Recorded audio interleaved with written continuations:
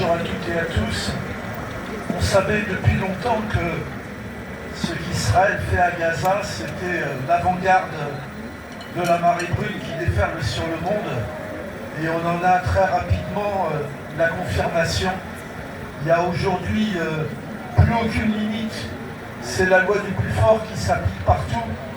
Un jour, Donald Trump sanctionne les juges de la CPI qui ont condamné l'État d'Israël, Netanyahou et Galante. Un autre jour, il bombarde le Nigeria. Et puis, l'attaque sur Caracas, c'est quelque chose qui aurait été inimaginable. Ça nous fait remonter 60 ans en arrière, à l'époque de l'opération Condor en Amérique latine, où les États-Unis avaient installé des dictatures fascistes partout. Et on sait exactement ce que signifient les interventions impérialistes dans le monde.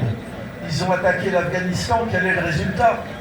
Ils ont attaqué, là c'était la France et la Grande-Bretagne, la Libye, quel est le résultat? Et maintenant ils attaquent le Venezuela pour une seule et unique raison qui évidemment n'a rien à voir avec le narcotrafic, c'est le pétrole.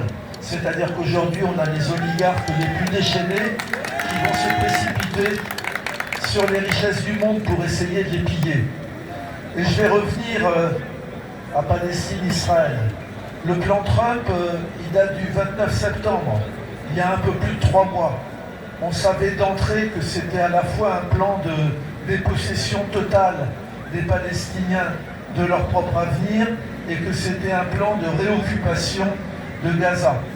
Et 3 mois après, qu'est-ce qu'on voit? Rafah est toujours fermé. Les Israéliens envisagent de l'ouvrir uniquement dans un seul sens, pour faire sortir les Gazaouis, ce qui a toujours été leur but. Il y a une ligne jaune qui coupe la bande de Gaza en deux, et un peu plus de 50% du territoire est occupé par l'armée israélienne, qui détruit méthodiquement tous les immeubles qui sont encore debout, et qui chasse les derniers habitants qui y habitent. Il y a un pseudo-cessez-le-feu.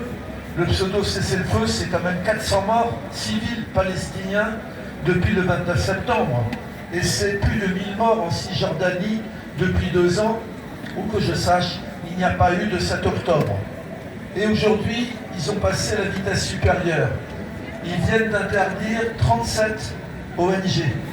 Nous savons, à l'UJFP, parce que nous aidons la société civile de Gaza depuis maintenant 9 ans, et parce que nous avons pu envoyer 700 000 € à Gaza et que nous continuons d'en envoyer, nous savons l'extrême importance pour la société, pour qu'elle tienne debout, que les gens puissent continuer à se soutenir,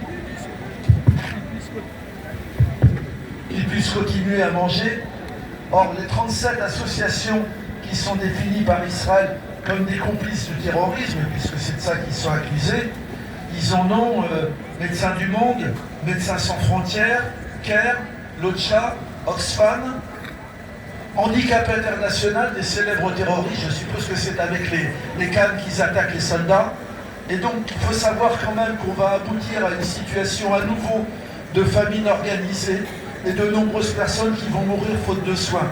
Il faut savoir que plus d'1 million de personnes à Gaza vivent sous la tente, des pluies battantes, qu'on ne peut même plus livrer maintenant des bâches et des tentes. Alors, il y a des gens qui vont se vautrer dans la collaboration avec ça. Il y a M. Macron qui a salué l'opération de Trump en disant qu'évidemment le problème c'était Maduro, c'était pas les interventions impérialistes.